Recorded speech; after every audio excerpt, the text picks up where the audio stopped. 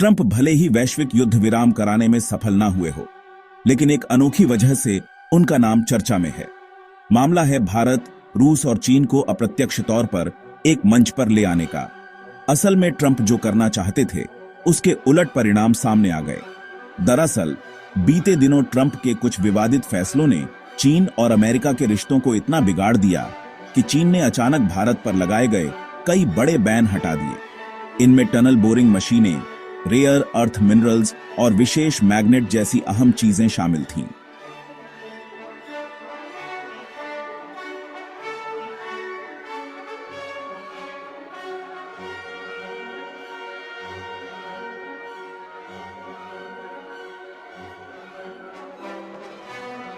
इन पर रोक लगाकर चीन भारत के टेक्नोलॉजी और मैन्युफैक्चरिंग सेक्टर पर दबाव बना रहा था, लेकिन हालात बदल गए और अब खेल पलट गया है। इस कदम ने अमेरिका का सबसे बड़ा डर सच कर दिया है। दोस्तों, पूरी अपडेट क्या है समझेंगे आज की इस वीडियो में, लेकिन आगे बढ़ने से पहले वीडियो को एक लाइक करके चैनल को सब्सक्राइब कर लीजिए। दरअसल हाल ही में चीन के विदेश मंत्री वांग यी भारत यात्रा पर आए थे।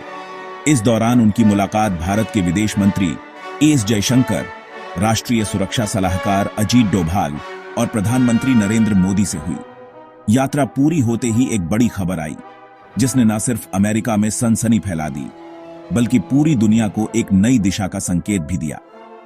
यह संकेत साफ तौर पर बता रहा है कि वैश्विक ताकतों के समीकरण में बड़ा बदलाव होने जा रहा है और भारत एक बार फिर इंडस्ट्रियल पावर के रूप में नए अंदाज में उभरने को तैयार है।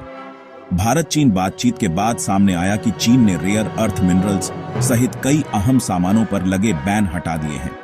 इसका मतलब यह है कि अब भारत सीधे तौर पर चीन से वे मशीनें और खनिज मंगा सकेगा जिनके बिना मेट्रो की सुरंगें पूरी नहीं हो सकती थी। हाईवे अटक जाते थे, इलेक्ट्रिक बैटरियां अधूरी रह जाती और रक्षा उद्योग भी रुकावट में फंस जाता। इस फैसले से भारतीय उद्योग को बड़ी राहत मिली है, लेकिन सबसे गहरा झटका अमेरिकी राष्ट्रपति डोनाल्ड ट्रंप को लगा है। यह बात दुनिया जानती है कि 90% रेयर अर्थ मिनरल्स का उत्पादन चीन के पास है। यह मामूली बात नहीं है। मोबाइल की चिप से लेकर कंप्यूटर का hardware, missile system, fighter jet, EV battery, solar panel और विंड टर्बाइन, हर जगह इन खनिजों का उपयोग होता है। अगर चीन भारत को इनकी आपूर्ति रोक देता, तो इसका सीधा असर हमारी रक्षा क्षमता, हमारी टेक्नोलॉजी और हमारी मैन्युफैक्चरिंग इंडस्ट्री पर पड़ता। लेकिन अब तस्वीर बदल चुकी है और यही कारण है कि भारत की इंडस्ट्री को नई ऊर्जा मिल रही है। वहीं अमेरिका गहरी चिंता में डूबा हुआ है। डोनाल्ड ट्रंप को पूरा भरोसा था कि चीन भारत पर रोक लगाएगा और अमेरिका टैरिफ लगाकर हमें झुका देगा, लेकिन चीन ने उल्टा कदम उठा दिया। ब्लॉकेज हटाकर भारत को राहत दी और अमेरिका को साफ संदेश दे दिया कि एशिया का खेल भारत के बिना नहीं खेला जा सकता। सोचिए, जिस भारत को ट्रंप कमजोर करना चाहते थे, वही भारत आज तीनों महाशक्तियों को अपने हिसाब से चला रहा है।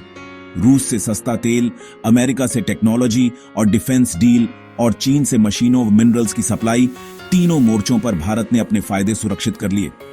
हाल ही में उन्होंने भारत पर 50% टैरिफ लगाया और खुलकर आरोप लगाया कि भारत रूस से तेल खरीदकर यूक्रेन की जंग को फाइनेंस कर रहा है। अमेरिकी मीडिया ने भी यही नैरेटिव फैलाने की कोशिश की कि भारत रूस का साथी है, लेकिन भारत डटा रहा। न तेल खरीदना रोका, न सप्लाई चेन पर समझौता किया और न ही अमेरिकी दबाव में आया। उल्टा चीन से सप्लाई खुलवा ली और अमेरिका से डिफेंस डील भी जारी रखी। विदेश मंत्री एस जयशंकर ने बीजिंग यात्रा के दौरान साफ कहा था कि अगर रिश्ते सुधारने हैं तो व्यापार पर लगे छुपे हथकंडे हटाने होंगे। नतीजा यह हुआ कि भारत के रुके हुए प्रोजेक्ट्स को फिर से नई रफ्तार मिलेगी।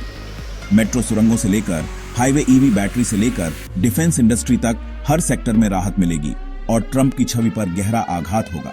अमेरिका हमेशा से खुद को दुनिया का डील मेकर मानता है।